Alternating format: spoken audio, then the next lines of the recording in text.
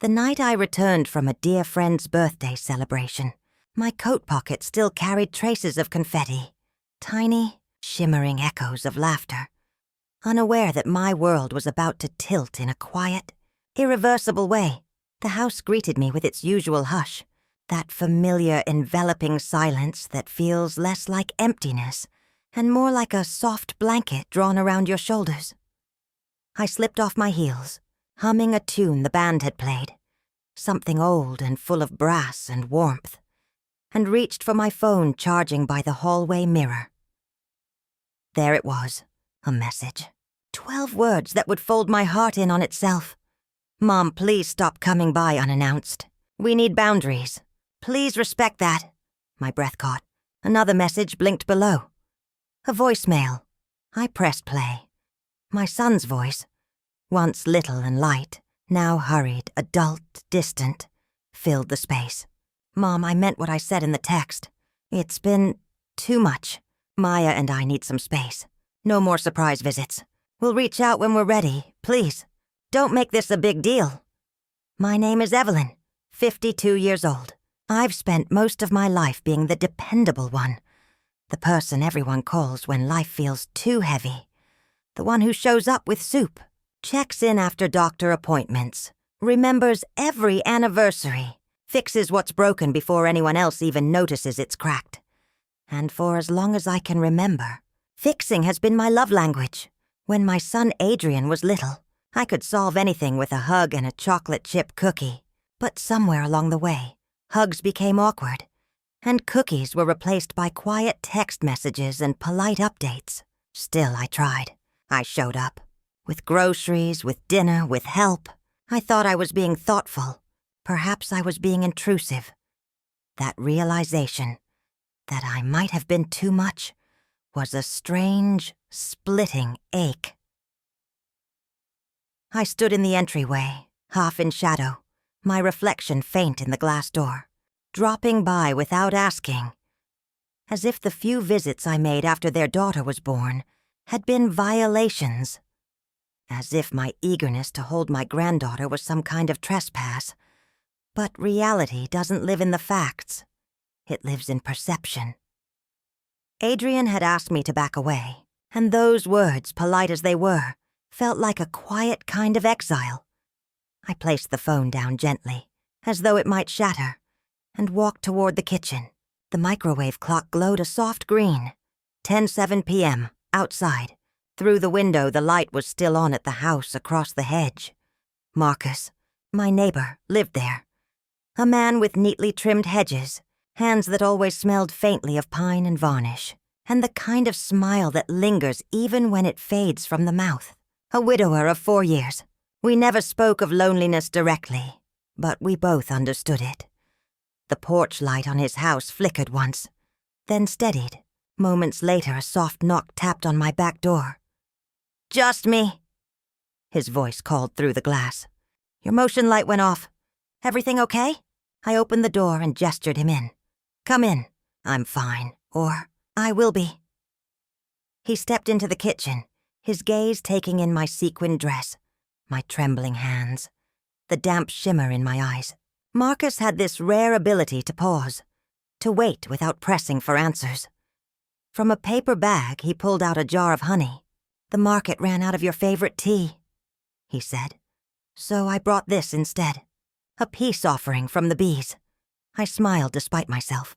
"I didn't know we were at war." He arched a brow. "We're always at war with something. Usually ourselves." I slid my phone toward him. "You might as well read it." He did, silently, then placed it back down, with the care one gives to fragile things. "Boundaries," he said slowly, "are the walls people build when they're afraid of being swallowed. It doesn't always mean go away. Sometimes it means I don't know how to be close without losing myself. Sometimes," I whispered, "it sounds exactly like go away." He nodded. "Sometimes it does. Tea? Or something stronger?" "Tea," I said. "I need clarity, not courage." He moved about the kitchen as if he'd done it 100 times before. filling the kettle, finding the blue mugs with the small chips on the handles. That quiet competence, that familiarity, softened something in me I hadn't realized was clenched. We sat across from each other, steam rising in gentle curls between us. The silence felt full, not empty. I told him about the party, the music, the laughter that had left my face sore from smiling. I told him about Adrian's message, about the sting of it, about the way love can sometimes feel like a door closing softly. Marcus listened. He always did. When my wife Claire was ill, he said after a while, people brought casseroles. Every day. I used to hate them. Not the food, the meaning. Each dish reminded me that things weren't normal anymore. But after she was gone, I missed them. Because they were proof people cared. Proof I wasn't invisible. He looked up, his voice quieter now. I never learned how to ask for care directly. I still haven't. We sipped our tea. The kettle clicked as it cooled. The house creaked in its usual ways. A settling, a sighing. Evelyn, he said finally, you've carried everyone's weight for so long. You don't remember what it's like to walk without someone leaning on you. Adrian's trying to stand on his own. And maybe he's clumsy about it. You're not wrong to want closeness. He's not wrong to want distance. The hard part is learning to stay connected in the middle. I exhaled. I don't know how to exist without fixing things. Then, he said softly, start small. Try this. I love you. I'll be here when you're ready. No explanations. No apologies. No cookies attached. Something in me cracked open. Not from pain, but release. We sat there in the kind of silence that feels sacred. The kind that doesn't demand words to make it whole. The rain had stopped by the time Emily stepped outside, but the world hadn't gone quiet. It had merely changed its sound. Now, instead of raindrops, it was the echo of water falling from rooftops, dripping like a metronome, counting down to something she couldn't yet name. The cobblestone streets shone under the flickering yellow of old lamps. Every few seconds, one light would blink out, then return. Like the street itself was breathing. Alive. Aware. She pulled her coat tighter, feeling a strange chill that wasn't from the air. It was the feeling you get when you realize you're being watched. Not by eyes, but by time itself, somewhere far behind her. A church bell tolled, once, twice, then stopped mid-sound, as if someone had silenced it by hand. She turned toward the sound, but the road curved away, leading into an alley she hadn't noticed before. A narrow gap between two buildings that looked older than the rest. There was a faint golden glow deep inside it. Against her better judgment, she stepped closer. The air shifted the moment she entered. Thicker, heavier, as though the city itself didn't want her there. The smell of old parchment and faint perfume lingered in the passage, and beneath it all, something metallic. Almost like blood. Then she saw it. At the end of the alley, a small door made of dark wood, half covered by vines. It looked like it hadn't been opened in decades. Yet, as she reached out, the vines began to move, retreating from her hand like they were alive. Her breath caught. She stepped closer. The door opened on its own. Inside there was only darkness. Not the kind you see when a light goes out, but the kind that feels ancient. And from that darkness came a voice. Calm, almost familiar. You shouldn't have followed the sound, Emily. She froze. It was the same voice she'd heard that night at the cafe. The one that whispered her name just before the lights flickered. Her heart pounded. Who are you? She asked, her voice barely a whisper. The darkness seemed to ripple like ink. You already know. You just don't remember yet. And then, she felt it. A flash. Like a memory breaking free from a locked room. A woman standing in the same alley, years ago. The same rain, the same golden glow. But this time, she was the one opening the door. And behind her, someone else was watching. Her vision blurred. She stumbled back, gasping. But the world around her had already changed. The alley was gone. The city was gone. And she was standing in an old candlelit library, walls covered in mirrors that reflected not her face, but versions of her. Younger, older, some smiling, some crying, one staring back with eyes that looked centuries old. "You came back," the voice said again, closer now. "You always do." Emily turned slowly toward the voice. Her pulse was wild, beating against her ribs like it was trying to escape. The air inside the library was thick, like every breath she took carried dust from a forgotten century. The voice came again. "You remember this place, don't you?" Her eyes darted across the endless shelves, books bound in dark leather, no titles, only faint symbols pressed into the spines. The floor creaked beneath her feet, echoing into the emptiness. "I've never been here," she said. But even as the words left her lips, she wasn't sure she believed them. "That's what you said last time, too." The shadow shifted near the far end of the room. A figure emerged, tall, wearing a long black coat, face half hidden by the dim candlelight. He wasn't a stranger, not completely. Something about the shape of his shoulders, the tilt of his head. She had seen him before. "Who are you?" Emily asked again, her voice trembling. The man smiled faintly, but it wasn't warm. It was the kind of smile that hides a truth. Sharp, quiet, dangerous. Names don't matter here. Only memories. He began to walk toward her, each step making the candles flicker violently. "Do you remember what you left behind, Emily?" She shook her head, stepping back. "I don't know what you're talking about." The man stopped, just a few feet away now. His eyes were pale, almost silver, like moonlight trapped in glass. "You made a promise," he said softly. "Right here." The night the clock stopped. "The clock?" she whispered. He turned, gesturing toward the far wall.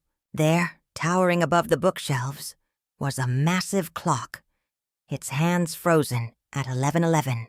Emily stared at it, her chest tightening. Something deep within her stirred.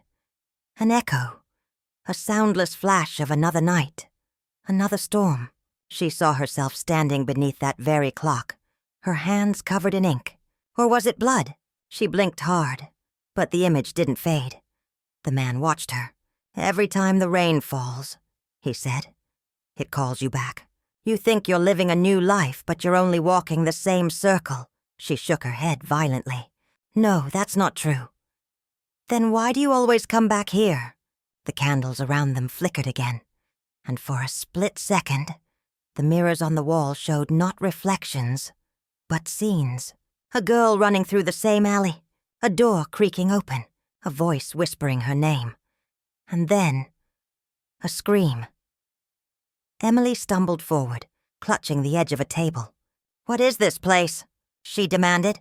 "Why do I keep seeing—" "Because," the man interrupted softly, "you never left." Her breath hitched. The library suddenly grew colder, so cold her breath turned to mist. The clock on the wall began to tick again, slowly at first, then faster. 11:11, 11:12, 11:13. "It's too late," he murmured. "The circle is closing." Emily looked around in panic. The mirrors were cracking now, one by one, shards falling like rain. "Stop it," she shouted. "What do you want from me?" The man's expression softened. For the first time, she saw something human in his eyes. "To remember," he said quietly, "so you can finally leave." The clock struck midnight, and everything went black. The sound came first, faint, like the ocean breathing miles away. Then came the light. Emily opened her eyes to find herself lying in a bed that wasn't hers. The sheets were white, too white, and the air carried that sterile scent of a place that didn't belong to anyone. Her pulse raced. She sat up slowly, the world swimming around her. There were no windows in the room. Only a single lamp glowed on a table beside her, its light trapped in a glass dome like a tiny caged sun. On the far wall hung a single painting. A clock, frozen again at 11:11. Her breath hitched. She pushed herself off the bed and stumbled toward it, reaching out a trembling hand. The texture was rough, like real wood and metal beneath the paint. But as her fingers brushed it, a whisper drifted through the room. Faint, echoing, familiar. You never left, Emily. She spun around. The room was empty. Hello? She called out, her voice shaking. Who's there? Silence. Only the faint hum of electricity. Then, a flicker. The lamplight dimmed for a second, and in that instant she saw it. Her reflection in the clock's glass surface. But it wasn't her. The reflection was smiling. Emily stumbled back, heart hammering. What is this place? She whispered. The door to the room creaked open. A woman stepped inside, mid-40s, crisp white coat, expression calm but unreadable. Her hair was silver at the edges, eyes sharp, the kind that saw everything. Good, she said softly. You're awake. Where am I? Emily asked. The woman hesitated, then smiled faintly. Somewhere safe. That's not an answer. You've been unconscious for a while. How long? The woman looked down at her clipboard. 3 days. Emily felt the world tilt beneath her. 3 days? What happened to me? We were hoping you could tell us. The woman said. You were found near the old library. The one that's been closed for over 50 years. Emily froze. The library? The woman nodded. Do you remember going there? Images flashed behind her eyes. The shelves, the man in the black coat, the clock striking midnight. She swallowed hard. I think so. There was someone there. A man. The woman's expression shifted. Just slightly. A man? Yes, tall, wearing a coat. He knew my name, he said. Emily's voice trailed off as she realized she couldn't remember the rest. He said I made a promise. The woman scribbled something down. A promise, she repeated softly. Emily glanced at the name stitched on the woman's coat. Dr. Wren. Why am I here? Emily asked again. Dr. Wren closed the folder. Because you're the only one who ever came out. The words hung in the air like a curse. Came out of what? The library, Dr. Wren said quietly. It burned down in 1972. Emily's mouth went dry. That's impossible. I was just there. I'm sure it felt that way, the doctor said, voice gentle but distant. Trauma can make the mind do strange things. Emily shook her head violently. No, I was there. I spoke to him. The clock was moving. Dr. Wren placed a hand on her shoulder. Rest now, Emily. We'll talk again tomorrow. The door clicked shut. Emily sat in the silence, heart still racing. She looked back at the clock painting and froze. The hands had moved. Bloodwell. She staggered back, staring. No, it can't be. Then the whisper returned, curling through the air like smoke. Find what you promised. The lamp flickered again, and this time, when it came back on, there was something resting on the table beside her bed. A small, leather-bound journal, her name embossed on the cover. Emily picked it up, her hands trembling. She opened the first page, inside written in her own handwriting. If you're reading this, it means you forgot again. Don't trust her. The library isn't gone. Neither is he. The lamp went out. Emily sat motionless in the dark. The lamp's faint afterglow still shimmered inside her eyes. But the room had fallen silent. Too silent. She could hear her own breathing, her pulse, the faint hum of something electric behind the walls. The journal in her hands felt warm, as if it had been waiting for her all along. She turned the page. Day 1. The clock is watching. I thought it was broken, but it moves only when I stop looking. He told me to wait for the 12th strike. Emily's fingers tightened around the edge of the paper. The handwriting was undoubtedly hers. Same loops, same slanted style. But she had never written these words. Her throat felt dry. She flipped to the next page. Day 3. Dr. Wren says I'm recovering. She says the fire was only a dream. But why does she smell like the library? The air in the room grew colder. A faint shadow rippled across the wall, moving slowly toward her. Emily snapped the journal shut. Who are you? She whispered into the dark. No answer, only the low hum returning again, deeper this time, like a machine awakening. Then, a soft click. The lamp flickered back on, and Dr. Wren was standing in the doorway. "You're awake late," she said calmly. Emily forced a smile. "I couldn't sleep." Dr. Wren stepped closer. "You shouldn't be out of bed." Her eyes flicked to the journal. "Where did you get that?" Emily hesitated. "It was here when I woke up." The doctor reached out a hand. "May I?" Every instinct in Emily screamed no. "I'd rather keep it," she said, clutching it tighter. Dr. Wren studied her for a moment, then smiled. "Of course. It's yours after all." She turned to leave, but before she did, she added quietly, "Try to get some rest. The tests begin tomorrow." When the door closed again, Emily exhaled sharply, her heartbeat uneven. Tests? What kind of tests? She sat back on the bed, staring at the journal in her lap. Slowly, she turned to another page. Day 5. "They keep asking me about him, but they never say his name. Every time I do, the lights flicker." She blinked, remembering the whisper from before. "You never left, Emily. Who was he?" Her gaze drifted back to the painting on the wall. The clock. Still frozen at 11:12, Emily whispered under her breath, "What do you want from me?" The air around her shifted. The ticking sound returned, faint but distinct. 13. Her chest tightened. She felt it again. The same pressure she'd felt in the library, as if time itself were bending. Then, a sharp knock at the door. "Emily?" It wasn't Dr. Wren's voice. This one was younger, softer, almost afraid. Emily hesitated before answering. "Yes." The door opened just a crack. A girl peeked in, no more than 20, dark curls framing her face, eyes wide and cautious. "I'm Mara," she whispered. "You shouldn't talk when the lights flicker." Emily frowned. "What do you mean?" Mara stepped inside, shutting the door behind her.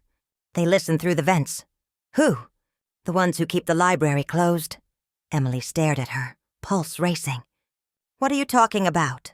"The library burned down." Mara shook her head. "That's what they want you to believe." Emily's mind reeled. "Dr. Wren..." "She's not a doctor," Mara interrupted. "She's a curator, Curator?" Mara nodded. "Of memories." The silence stretched between them. Emily whispered, "This is insane." Mara took a step closer, her voice trembling. "Look at your journal, page 13. Emily flipped it open, her hands shaking. Day 13. Mara says the fire isn't real. But if that's true, whose ashes are they keeping in the box? Emily froze. Her throat tightened. "What box?" Mara's gaze flicked to the floor. To a faint line in the tiles near the corner of the room, Emily followed it. Slowly, she crouched down and ran her fingers along the crack. It was a hidden hatch, seamless except for a tiny groove. She looked up at Mara. "What's inside?" "The truth," the girl said softly. "But you can't open it yet. Not until you remember his name." Emily's pulse thudded in her ears. "Who is he?" Mara's eyes filled with something like fear. "The one who built the clock?" And before Emily could say another word, the light flickered violently, and Mara vanished. Emily jumped up. "Mara!" The door was still locked. The room was silent again. Only one thing had changed. The journal lay open on the floor, the ink shifting on the page like it was alive. The letters rearranged themselves until they formed a new line. "The 12th strike will set you free." Emily backed away slowly, clutching her chest. The clock on the wall ticked once more. The hours passed without meaning. Emily sat awake long after the lights dimmed, the journal lying open before her, its pages still whispering faintly when she turned them. Every word felt like it had been written for her, yet also against her, as if some version of herself was trying to warn her from another time, another memory. But one line kept echoing louder than the rest. "The 12th strike will set you free."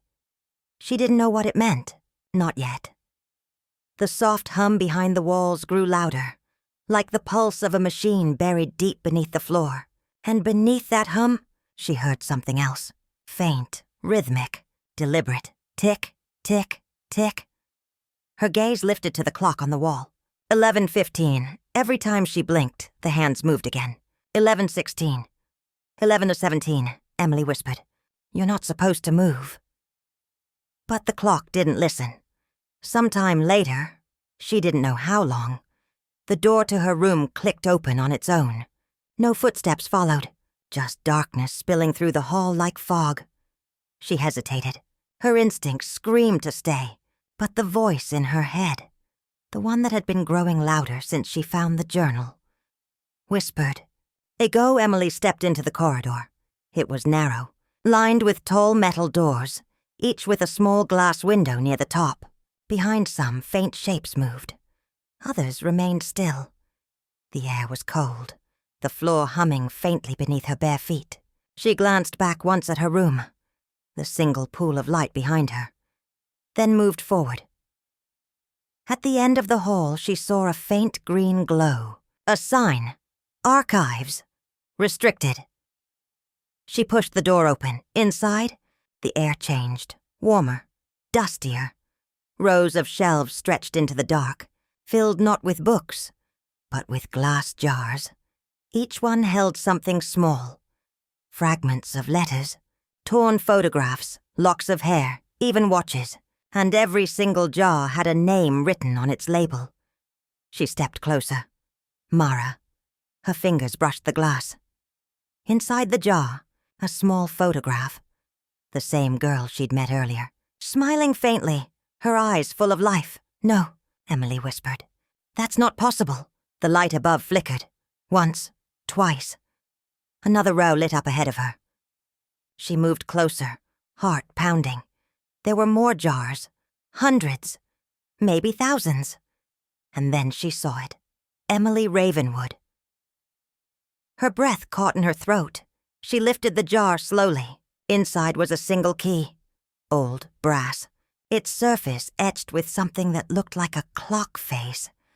Her reflection in the glass didn't look like her anymore. Find what you promised. The whisper returned. Softer, right behind her ear. Emily spun around, but no one was there. The corridor was empty again, only the ticking. Growing louder, she clutched the jar tightly, the key pressing into her palm. It felt alive, pulsing faintly, in rhythm with her heartbeat. She knew what she had to do. The hatch in her room, the box. She ran.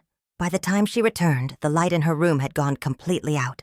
The only illumination came from the faint glow of the clock. 11:18. She dropped to her knees, placed the jar beside her, and dug her fingers into the hatch. The tile shifted, groaning softly, and came loose. Inside was a small wooden box, carved with the same symbol as the key. Her hands trembled as she fit the key into the lock. Click! The lid opened slowly, and a rush of cold air spilled out, carrying a scent that made her heart lurch. Old paper, smoke, the smell of the library. Inside the box was a small pocket watch, shattered, its glass cracked, and a note.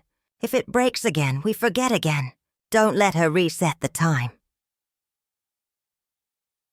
Emily looked up at the wall clock, now glowing faintly red. She backed away slowly, clutching the pocket watch. What are you? She whispered. Then, a voice came from behind her. You were never supposed to find that. Dr. Wren.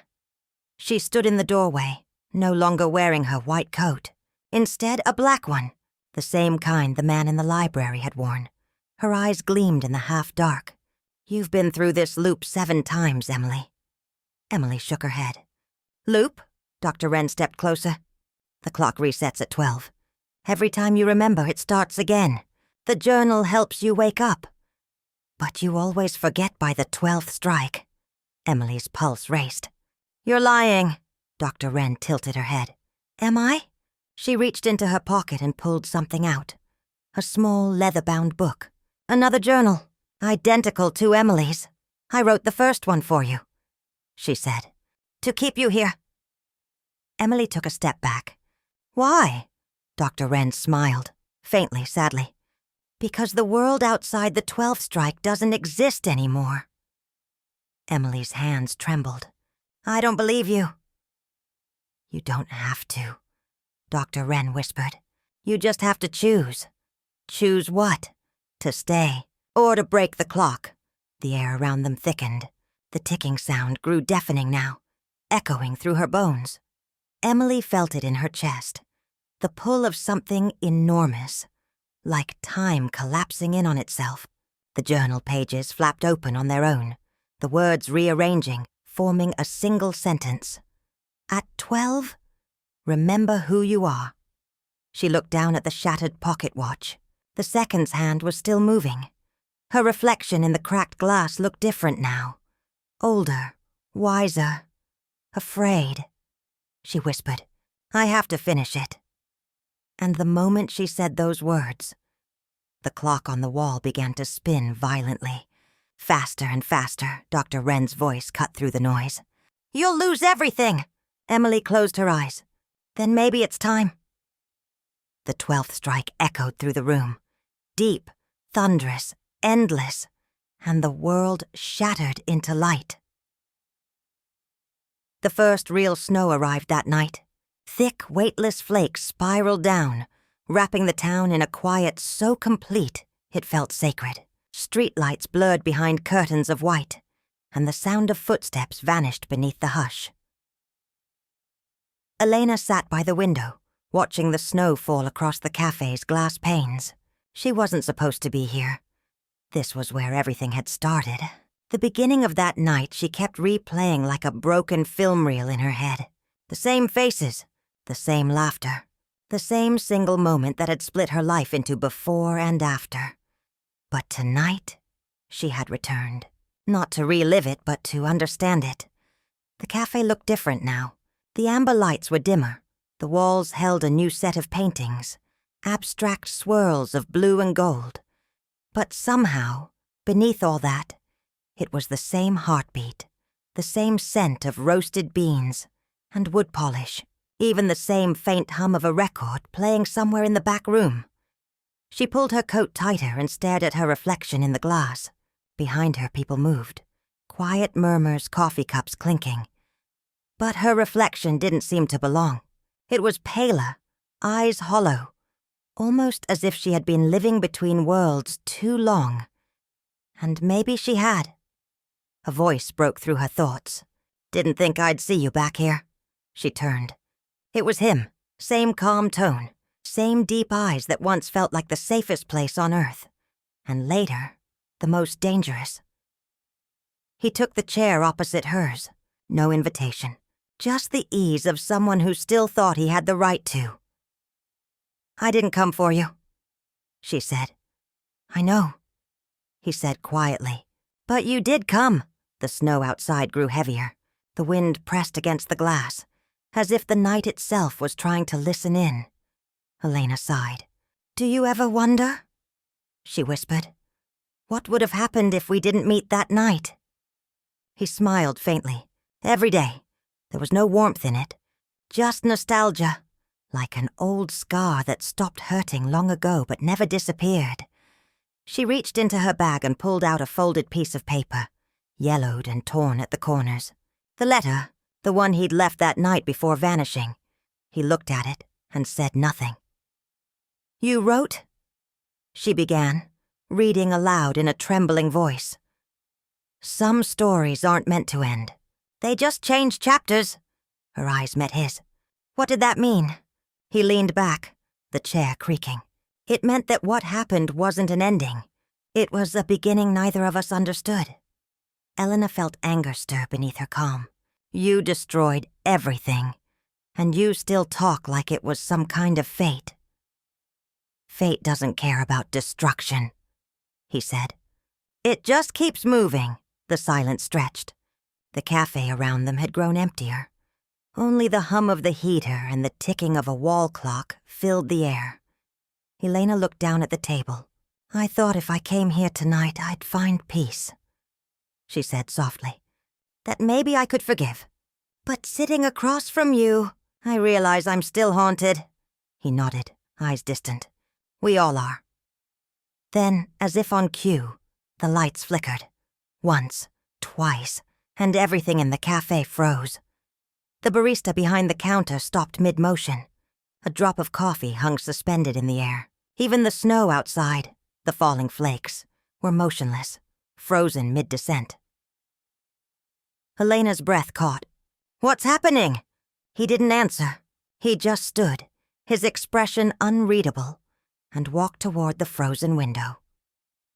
Elena, he said, voice low. You were never supposed to come back here. This place isn't real anymore. She stared. What do you mean, not real? He turned to her, eyes reflecting the frozen light. It's a memory. The night never ended. It just got trapped. You've been returning here in your dreams for years.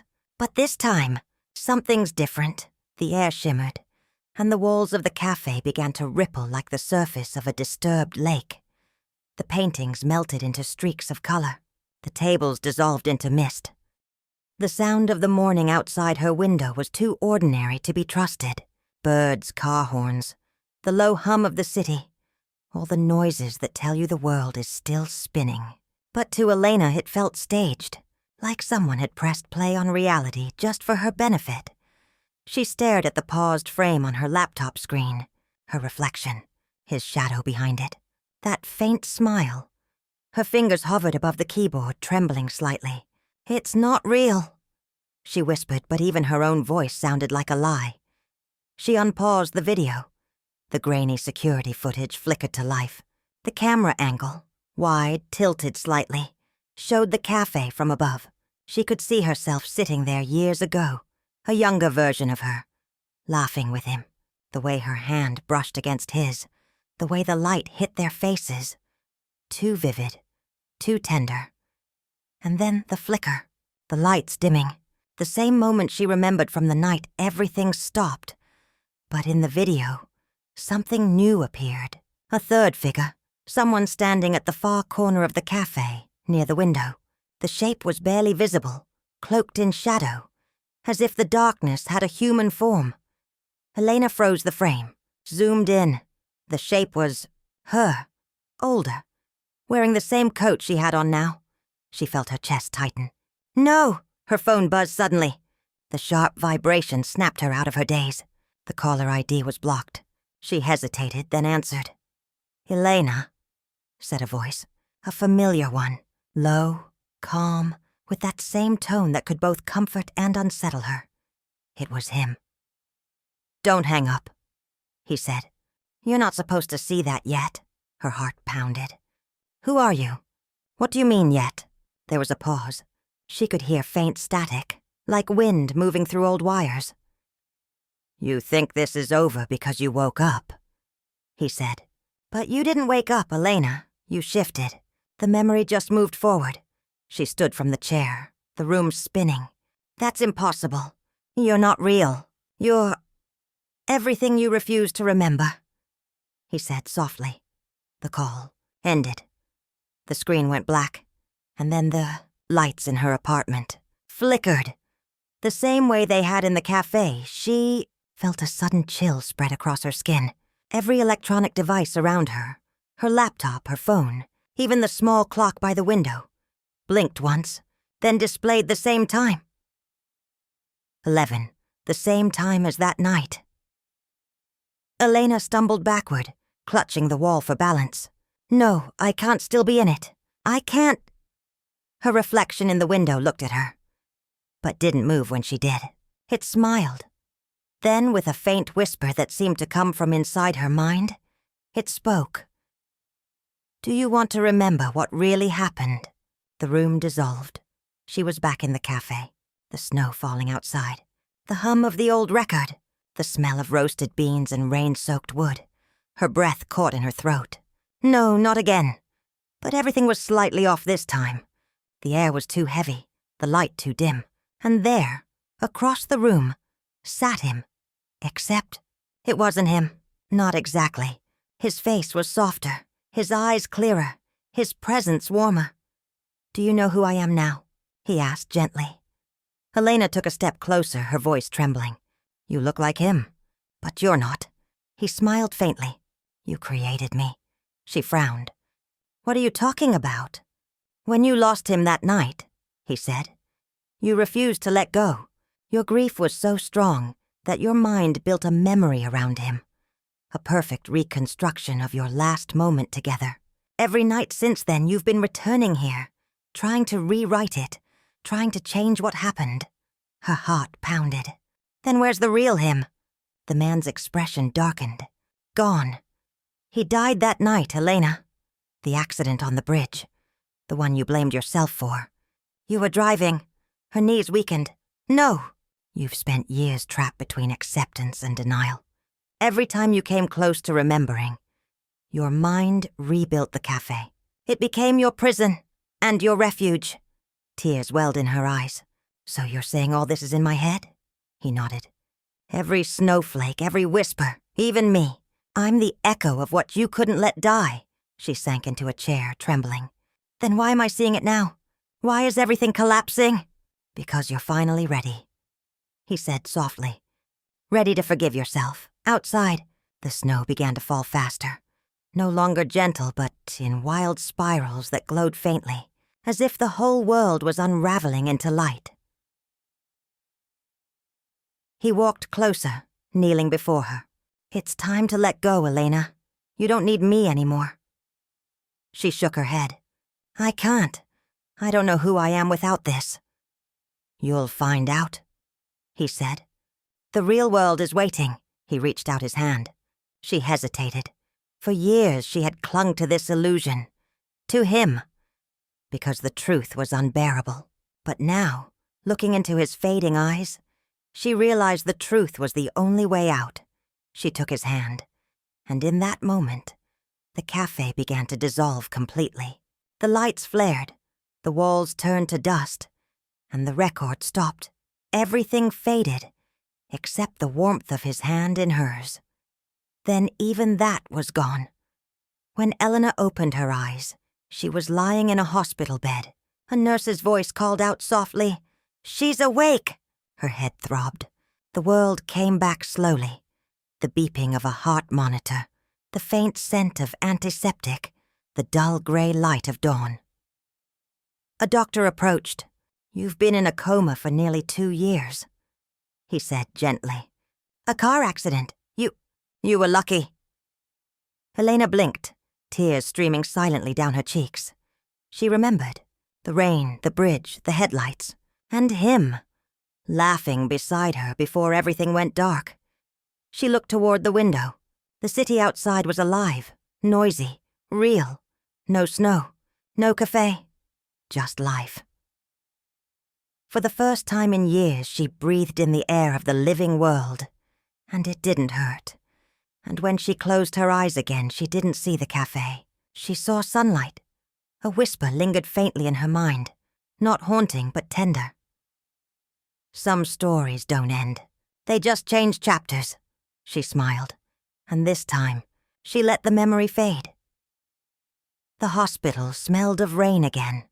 Not the sterile kind of clean you expect from white corridors and disinfectant. This was different. It was faint, almost like petrichor caught between the walls. It shouldn't have been there. Elena noticed it the morning after she woke. The nurse, kind eyes, tight ponytail, said it must be her senses adjusting. You've been asleep a long time, she explained. Sometimes the brain holds on to familiar sensations when it's trying to reconnect to reality. Familiar sensations, the phrase echoed in her mind like a whisper through fog. Because when the nurse left and the room fell quiet again, Elena could swear she heard something else beneath the hum of machines, a soft clinking, like the sound of a coffee cup being set down on glass. She sat up slowly, scanning the room. Nothing, but the sound came again, closer this time. The cup, the sound of ceramic against glass. From behind the curtain, "Elena?" came a voice. Her breath caught. It wasn't the nurse. The voice was low, warm, achingly familiar. She swung the curtain aside. No one was there. Just the small table with her water jug, her reflection in the window, and the faint shimmer of city lights outside. But in the reflection, barely visible, was a shape, a man's silhouette sitting where the visitor's chair was. Her pulse raced. No, you're gone. The silhouette didn't move, didn't speak, but the faintest trace of that smile, the one that haunted her dreams, appeared in the glass. The room flickered, once, twice. Then, the light steadied again. The silhouette was gone. Elena pressed her hands against her temples. It's just the brain repairing itself, she told herself. Just after effects. But when she looked at the heart monitor, it was blinking in a rhythm it hadn't before. 11:11. 11:11. 11:11. Over and over. Her hand trembled. Days passed. Doctors came and went. Therapists talked about cognitive bridging, about dreams and memory confusion. But every night the same thing happened. At exactly 11:11, the faint scent of coffee and rain filled her room. The monitor lights dimmed, and a soft voice whispered near her ear. "Do you still think you're awake?" She stopped sleeping after that. Instead, she stared at the window for hours, waiting for dawn, afraid that if she closed her eyes, she'd wake up in the cafe again. But it wasn't a dream that found her next. It was a letter, folded neatly on her bedside table one morning, addressed in handwriting she recognized instantly. His. Her fingers shook as she opened it. "You left too soon, but I stayed to wait for you. Now you've crossed over, but not all of you came back. The cafe isn't gone, Elena. It's waiting for what you forgot." The night deepened around Elena's house, but it didn't feel like night. It felt like waiting, the kind of silence that wasn't just quiet but alert, a listening kind of silence. She sat by the window, her hand still wrapped around the cooling mug of tea James had brought over hours ago. The porch light glowed steady, the same one he'd fixed, casting a soft square of gold on the damp earth. And yet, the longer she looked, the more she swore it flickered. Not the way a bulb falters, more like something moved between the light and her line of sight. A shadow, brief, intentional. She blinked hard. The air outside looked empty again. But her body, that quiet barometer of truth, told her she wasn't wrong. She tried to reason with herself. Fatigue, grief, emotion. She hadn't slept properly in days. But the thought that someone might be standing near her porch, just beyond the edge of light, made the air in the room turn thin. Elena rose slowly and crossed to the door, her fingers trembling as she brushed aside the curtain. The night beyond was still. Trees outlined in moonlight, her neighbor's hedge unmoving. But she couldn't shake the feeling that something had shifted in the rhythm of her surroundings, as though the world had taken a breath and forgotten to exhale. A quiet knock startled her. 3 slow taps, measured, not from the front, from the back. Her pulse thudded in her throat. "James," she called, barely above a whisper. No answer. She waited, listening. Nothing. Just the distant hum of electricity. Then, another sound. The soft creak of her old wooden gate swinging open. Something primal in her. Maternal. Protective. Rose to the surface. She flicked on the kitchen light, the glow cutting across the counter and spilling through the glass door. The garden beyond looked normal. But again, that sense, a presence just beyond the visible. Like an echo she couldn't locate. Finally, she stepped outside. The air was colder than it should have been for that hour. It smelled faintly metallic, like rain that hadn't yet fallen. The porch light hummed softly overhead. "James." She tried again, louder this time. Still no answer. But she noticed something then, barely visible in the patch of dirt near the steps. Footprints. One set. Barefoot. Her breath hitched. She hadn't been barefoot outside. Neither had James. And yet, the prints led from the side gate to her back door, then stopped. No return tracks. No continuation. Just stopped. Her phone buzzed sharply in her pocket, making her flinch. She grabbed it, screen glowing harshly in the dark. Unknown number. She hesitated, then answered. "Hello." Static. Then a voice, low, uncertain, familiar. "Mom?" Her chest seized. "Lucas, is that you?" "Yeah," he said, but his voice sounded distant off somehow. I couldn't sleep. I've been thinking about what I said, about the message." Her throat tightened with relief. "It's okay. I understand, sweetheart. Really, Mom." He interrupted, his tone shifting. "Are you alone right now?" The question was strange. Too specific. "Yes," she said slowly. "Why?" Static crackled. "Because I had this dream. You were standing at the window and someone was behind you. I woke up and had to call." The line cut. Elena froze. Then, with the kind of instinct that bypasses thought, she turned toward the window. Nothing there, but her reflection. It looked wrong. Her reflection moved a fraction slower than she did. She stumbled back, her breath uneven. It was impossible. Ridiculous. She gripped the counter to steady herself. The phone buzzed again. This time, a message. From Lucas.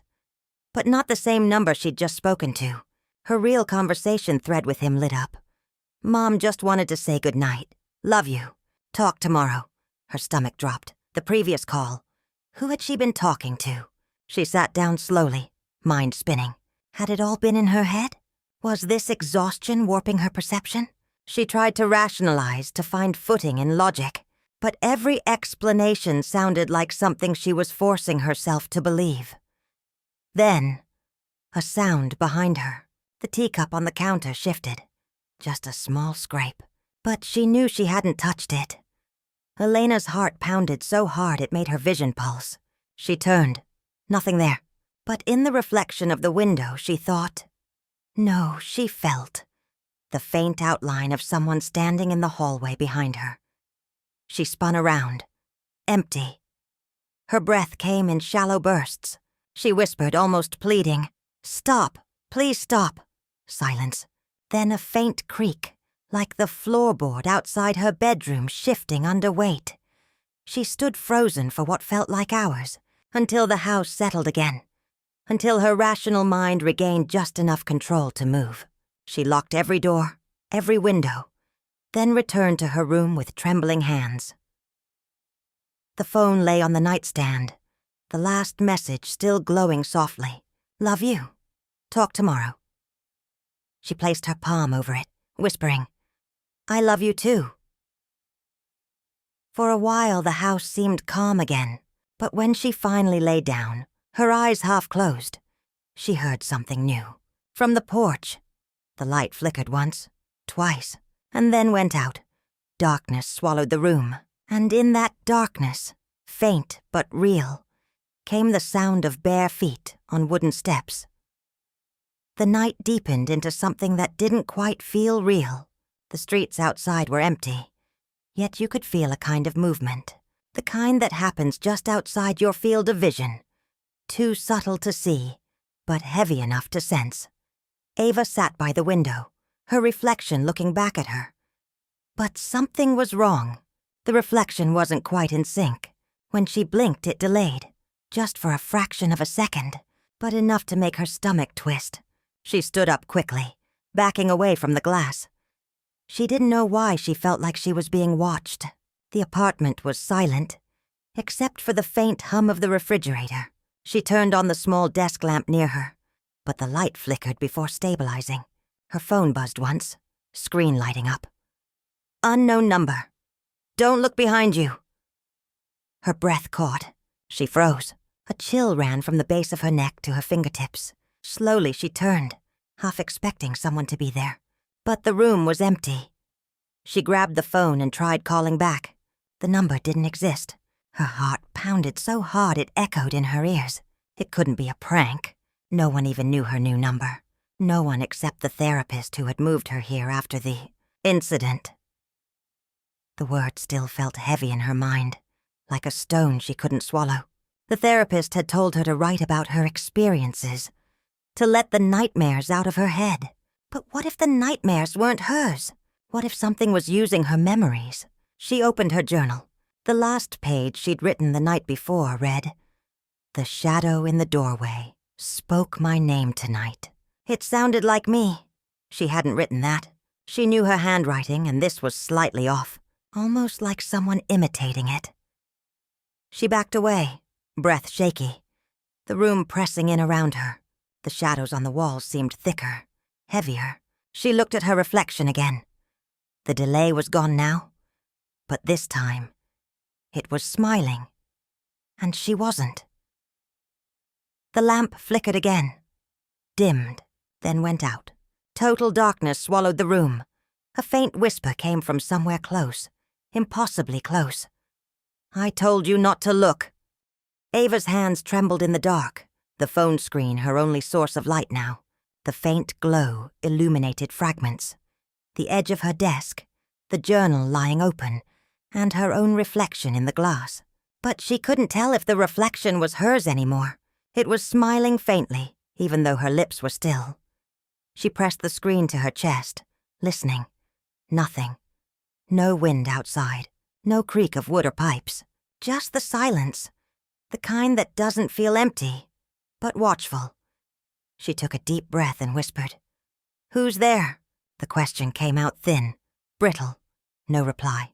Only the faint echo of her voice, like the room was holding on to the sound longer than it should.